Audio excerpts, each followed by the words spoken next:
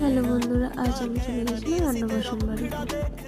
আমাদের নাচের প্রোগ্রামে এক দিদির ছেলের অন্নপ্রাশন ছিল।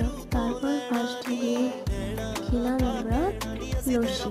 লস্যি বেশ ভালোই টেস্ট ছিল।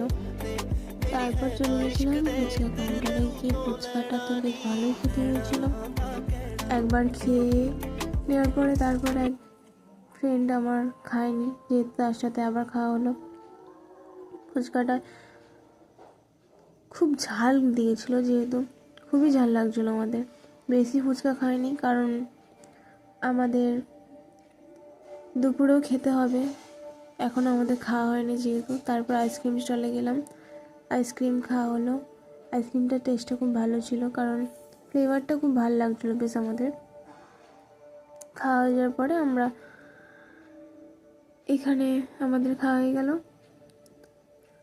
তারপর চলে গেছিলাম পানের স্টলেতে, পান খেলাম।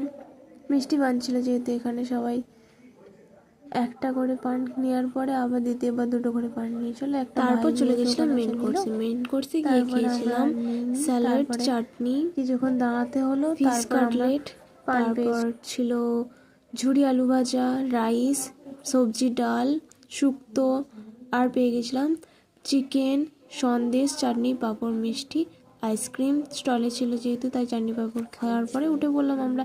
পরের ভিডিওতে দেখা করছি। Tata, bye bye.